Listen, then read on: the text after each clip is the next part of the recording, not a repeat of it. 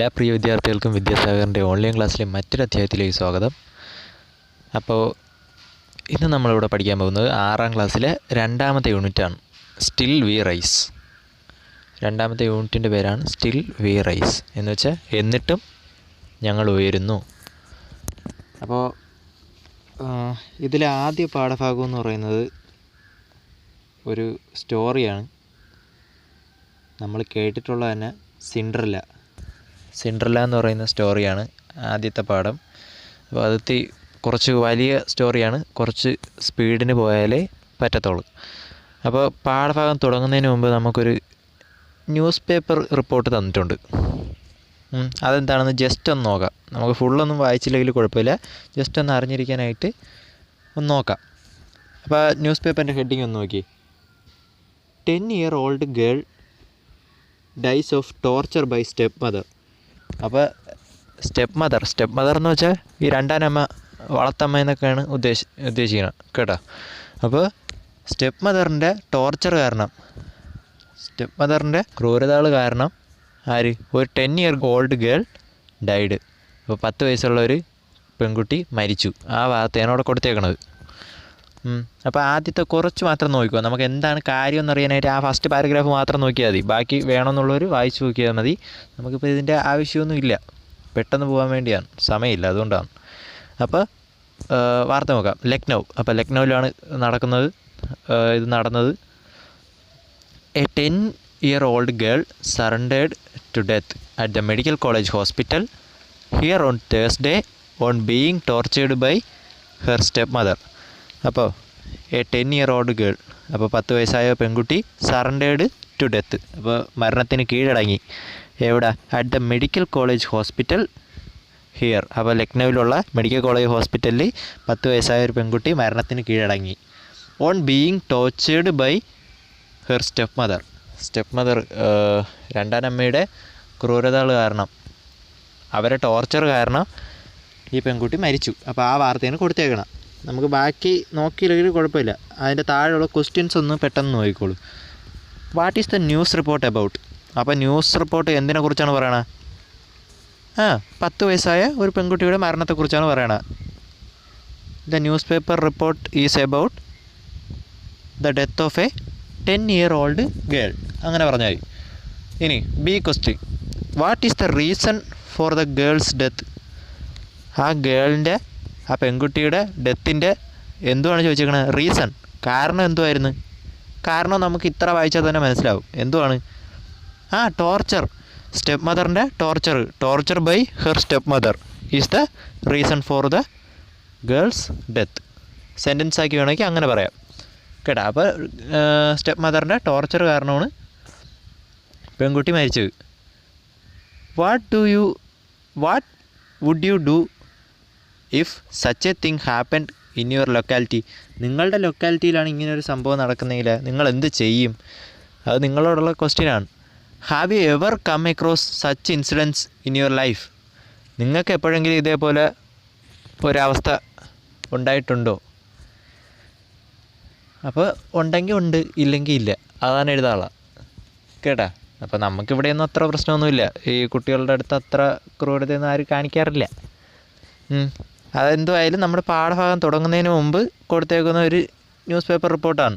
അപ്പോൾ അതുമായിട്ട് ബന്ധപ്പെട്ട ഒരു പാഠം തന്നെ. സിൻഡ്രല്ല കഥയൊക്കെ എല്ലാവരും കേട്ട് കാണും, മിക്കുള്ളവർക്കും അറിയാമെന്നുള്ള കഥയായിരിക്കും. 4 പാർട്ടായിട്ടുണ്ട്. അപ്പോൾ അതിൽ ഫസ്റ്റ് പാർട്ട് ദ സിൻഡർ ഗേളാണ് ഇന്ന് പഠിപ്പിക്കുന്നത്. ഓക്കെ, അപ്പോൾ സിൻഡ്രല്ല നോക്കാം. അപ്പോൾ സിൻഡ്രല്ല പാഠഭാഗം തുടങ്ങുന്നതിന് മുമ്പ് മുകളിൽ കൊടുത്തേക്കുന്ന ഒരു പാരഗ്രാഫ് ഒന്ന് വായിച്ചു നോക്കുക. Who does all the work at home? നിങ്ങളുടെ വീട്ടിലെ ജോലികളൊക്കെ മുഴുവൻ ആരാണ് ചെയ്യുന്നത്? മിക്കവാറും അമ്മയായിരിക്കും. What kind of work do you do? നിങ്ങൾ എന്തൊക്കെ തരത്തിലുള്ള വർക്കുകളായിരിക്കും ചെയ്യണത്? Imagine that you have do all the household works alone. അപ്പോൾ ഇമാജിൻ ചെയ്യാന്ന് വെച്ചാൽ ഒന്ന് സങ്കല്പിച്ച് നോക്കുക. എന്തുവാണ്?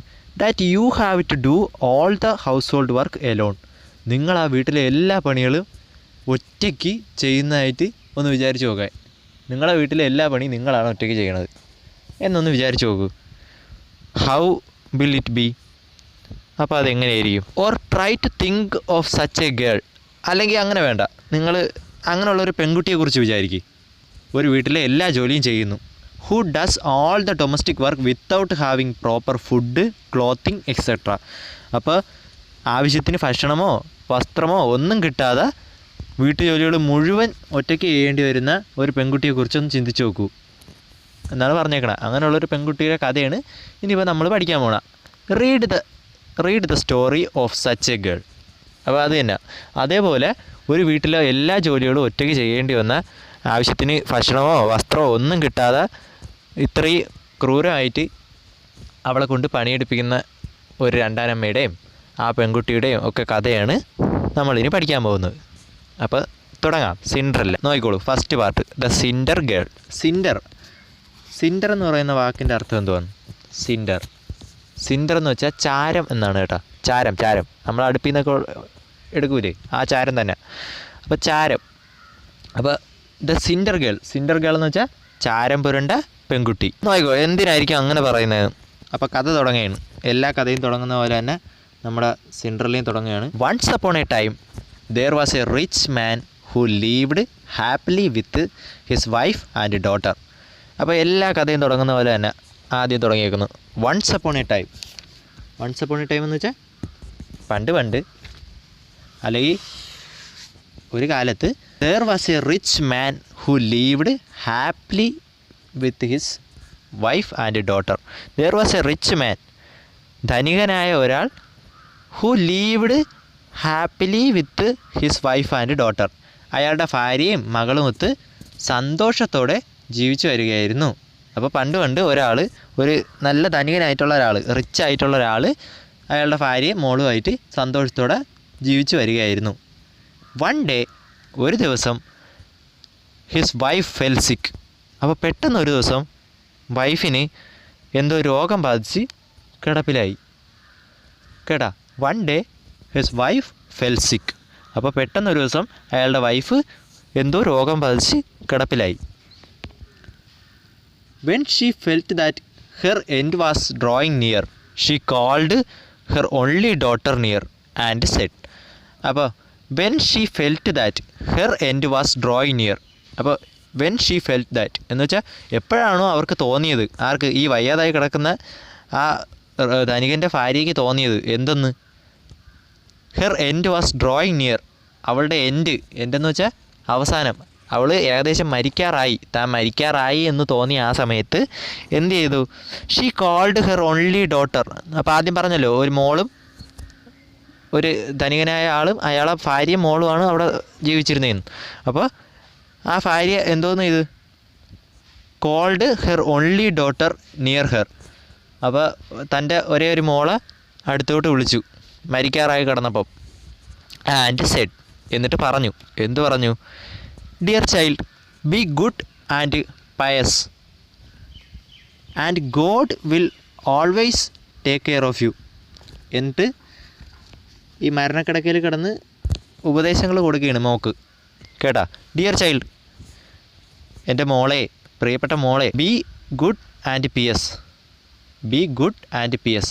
ഗുഡ് എന്ന് വെച്ചാൽ നല്ലവൾ.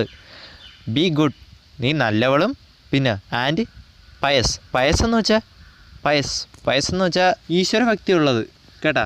ഭക്തൻ എന്നൊക്കെയാണ് അർത്ഥം. അപ്പോൾ നമുക്കിവിടെ ഈശ്വരഭക്തി, എപ്പോഴും ദൈവത്തിൽ ഒരു വിശ്വാസം വേണം എന്നൊക്കെയാണ് പറഞ്ഞു കൊടുക്കണം. നീ എപ്പോഴും നല്ലവളും ആയിരിക്കണം, ഈശ്വരനിൽ വിശ്വസിക്കുകയും വേണം. God will always take care of you. ദൈവം നിന്നെ എപ്പോഴും കാത്തുരക്ഷിച്ചോളും. കേട്ടാ? അപ്പോൾ ദൈവം എപ്പോഴും നിൻ്റെ രക്ഷയ്ക്ക് കൂടെ തന്നെ ഉണ്ടാവും. നീ നല്ല വിശ്വാസിയായിട്ടിരുന്നാൽ മതി. I will look upon from heaven and will be with U. അപ്പോൾ പറയാണ്, I will look upon from heaven. ഞാൻ എവിടെ ഇരുന്ന്? ഹെവനിലിരുന്ന്. ഹെവൻ എന്ന് വെച്ചാൽ സ്വർഗം. ഞാൻ സ്വർഗത്തിൽ ഇരുന്ന് എല്ലായ്പ്പോഴും നിന്നെ തന്നെ നോക്കിയിരിക്കും. And will be with you, നിൻ്റെ കൂടെ തന്നെ ഉണ്ടാവുകയും ചെയ്യും. എപ്പോഴും ഞാൻ മരിച്ചു പോയാലും, ഞാൻ അഥവാ ഇപ്പം മരിച്ചു പോയാലും ഞാൻ സ്വർഗത്തിൽ ഇരുന്ന് നിന്നെ കാണുന്നുണ്ട്, ഞാൻ നിൻ്റെ കൂടെ തന്നെ ഉണ്ട്. അങ്ങനെ വിശ്വസിച്ച് വേണം ഇനി ജീവിക്കാൻ എന്ന് മോളോട് പറഞ്ഞു കൊടുക്കുകയാണ്. And then she closed her eyes for ever. അതിനുശേഷം she closed her eyes for ever എന്ന് വെച്ചാൽ എന്നേക്കുമായി ആ കണ്ണുകൾ അടഞ്ഞു എന്ന് വെച്ചാൽ അവർ മരിച്ചു. കേട്ടാ. അപ്പോൾ ഈ സിൻഡ്രല്ലയുടെ അമ്മ അവിടെ മരിച്ചു. The maiden went every day to her mother's grave and wept and remind pious and good. അപ്പോൾ ദ മെയ്ഡൻ എന്ന് വെച്ചാൽ മെയ്ഡൻ MEIDEN മെയ്ഡൻ എന്ന് വെച്ചാൽ ബാലിക, കുട്ടി.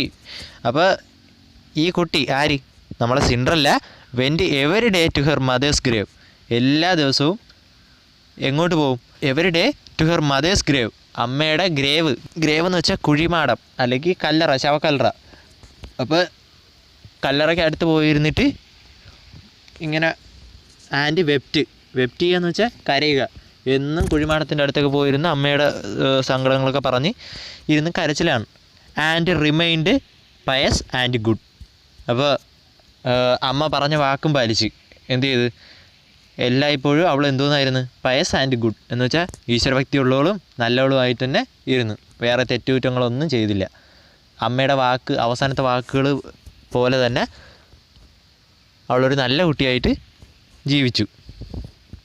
When the winter came, the snow covered the grave with a white covering.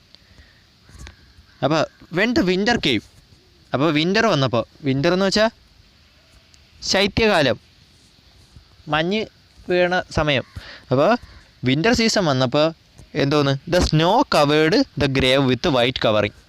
അപ്പോൾ മഞ്ഞ് വീണ് ആ ശവക്കല്ലറ മൊത്തത്തിൽ എന്തുമായി? ഒരു വെള്ള കവറിങ് പോലെ ആയി. അതിൻ്റെ ഈ ശവക്കല്ലറയുടെ പുറത്തൊക്കെ മഞ്ഞ് വീഴുമ്പോഴേ ഫുള്ള് അതങ്ങ് മൂടി. പിന്നെ then the sun came in the early spring and melted it away. പിന്നെ കുറച്ച് നാൾ കഴിഞ്ഞപ്പോൾ എന്ത് വന്നു? സ്പ്രിങ് സീസണായി എന്ന് വെച്ചാൽ വസന്തകാലം വന്നു. അപ്പോൾ സൂര്യൻ വന്നു, സൂര്യൻ്റെ പ്രകാശം അടിച്ച് ഈ വന്ന ഐസ്, നമ്മുടെ വിൻ്റർ സീസണിൽ വന്ന് അതിനെ കവർ ചെയ്തിരുന്ന ഈ വൈറ്റ് കവറിങ്ങൊക്കെ എല്ലാം അലിഞ്ഞു പോയി. എന്ന് വെച്ചാൽ ഇത് സൂചിപ്പിക്കണ എന്തുവാണ്? കാലങ്ങൾ കടന്നു പോയി എന്ന് കാണിക്കാനാണ് ഇങ്ങനെ 2 സെൻറ്റൻസ് ഉപയോഗിച്ചേക്കണം കേട്ടോ. കുറേ കാലം കഴിഞ്ഞു എന്ന് സൂചിപ്പിക്കാനായിട്ട്.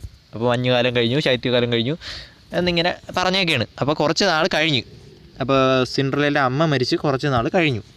ആ ഒരു അർത്ഥത്തിൽ എടുത്താൽ മതി. Soon Cinderella's father married again. അപ്പോൾ എന്താണ് നടന്നത് അവിടെ? Soon Cinderella's father married again. സിൻഡ്രല്ലയുടെ അച്ഛൻ പിന്നെ ഒരു കല്യാണം കഴിച്ചു. The new wife was a proud and unkind woman. The new wife, അപ്പോൾ പുതുതായിട്ട് വന്ന ഭാര്യ എങ്ങനെയുള്ളവളായിരുന്നു? Was a proud and unkind. Unkind എന്ന് വെച്ചാൽ ഒട്ടും ദയയില്ലാത്തവൾ. പ്രൗഡ്, അഹങ്കാരിയും ക്രൂരയും ഒക്കെ ആയിരുന്നു. ഒട്ടും ദയയില്ലാത്തവളും ഒക്കെ ആയിരുന്നു. ആര്? ആ രണ്ടാമത്തെ അമ്മ, സിൻഡ്രല്ലയുടെ രണ്ടാനമ്മ എന്ന് വെച്ചാൽ അച്ഛൻ ഇപ്പോൾ പുതുതായിട്ട് കല്യാണം കഴിച്ചുകൊണ്ട് വന്ന ഭാര്യ, രണ്ടാമത്തെ കല്യാണം. അപ്പോൾ ഒന്നാമത്തെ പാരഗ്രാഫ് ഫുള്ള് മനസ്സിലായല്ലേ? ആദ്യത്തെ പാരഗ്രാഫ് പറയുന്നത് സിൻഡ്രല്ലയുടെ അമ്മ മരിക്കുന്നു. അപ്പോൾ കുറച്ച് നാൾ കഴിയുന്നു, അച്ഛൻ പോയി ഒരു കല്യാണം കൂടെ കഴിക്കുന്നു. അവരൊരു ക്രൂരയായിട്ടുള്ള സ്ത്രീ ആയിരുന്നു. ഇത്രേ പറയുന്നുള്ളൂ ആദ്യത്തെ പാരഗ്രാഫിൽ. അപ്പോൾ രണ്ടാമത്തെ പാരഗ്രാഫ് പോയിക്കോ. The new wife brought her 2 daughters along with her. അപ്പോൾ ന്യൂ വൈഫ്, അപ്പോൾ പുതിയ ഭാര്യ, രണ്ടാമത്തെ ഭാര്യ, രണ്ടാമനമ്മ വന്നപ്പോൾ ഒറ്റയ്ക്കല്ല വന്നത്, കൂടെ ആരൊക്കെ ഉണ്ടായിരുന്നു? Brought her 2 daughters along with her. അപ്പോൾ അവളെ കൂടെ അവരുടെ 2 മക്കളും ഉണ്ടായിരുന്നു. Though they were beautiful and fair in appearance, at heart they were wicked and ugly. അപ്പോൾ though they were beautiful and fair in appearance. Appearance എന്ന് വെച്ചാൽ കാഴ്ചയിൽ അവരെങ്ങനെയായിരുന്നു? വെയർ ബ്യൂട്ടിഫുൾ ആൻഡ് ഫെയർ, കാണാനൊക്കെ സുന്ദരികളൊക്കെ ആയിരുന്നു.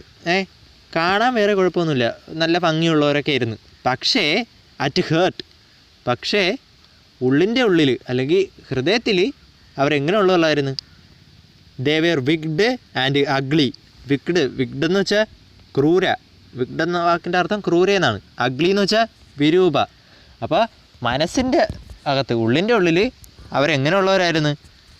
ദുഷ്ടകളും വിരൂപകളുമായിരുന്നു. എന്ന് വെച്ചാൽ അവരും ആ അമ്മയെ പോലെ തന്നെ അത്ര ഒട്ടും ദയയില്ലാത്തവരൊക്കെ. അപ്പോൾ എന്തായിരിക്കും നടന്നതെന്ന് നോക്കിക്കോ. And then began the evil times for the poor girl. അപ്പോൾ ഇവർ 3 പേരും കൂടെ വീട്ടിലായപ്പോൾ, ഈ സിൻഡ്രല്ലയുടെ വീട്ടിൽ വന്നപ്പോൾ എന്ത് നടന്നു? And then began the evil times for the poor girl. അപ്പോൾ ആ പെൺകുട്ടിയുടെ നമ്മുടെ പാവം പിടിച്ച സിൻഡ്രല്ലയുടെ കഷ്ടകാലം തുടങ്ങി. ഈവിൾ ടൈംസ് എന്ന് വെച്ചാൽ മോശ സമയം എന്ന് വെച്ചാൽ കഷ്ടകാലം തുടങ്ങി. നമ്മുടെ സിൻഡ്രല്ലയുടെ കഷ്ടകാലമായി.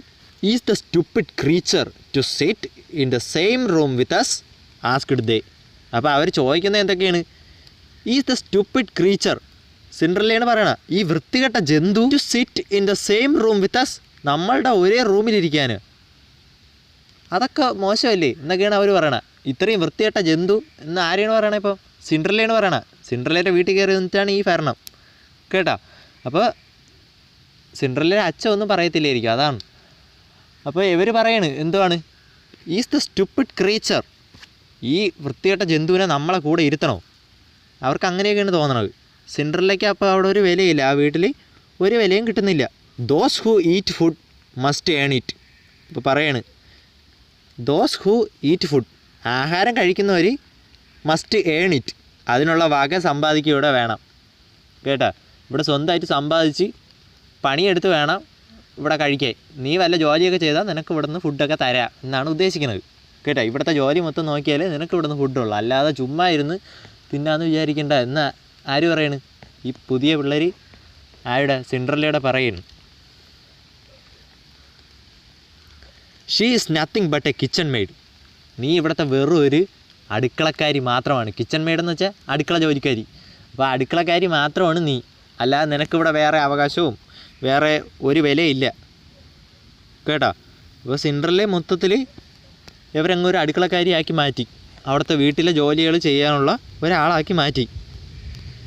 ദേ took away her pretty dresses and forced her to put on an old grey one. എന്നിട്ട് പിന്നെ എന്തുവാണ് ചെയ്തത്? എന്നിട്ടും മതിയായില്ല, അവളുടെ ഭംഗിയുള്ള വസ്ത്രങ്ങളൊക്കെ എടുത്ത് മാറ്റി.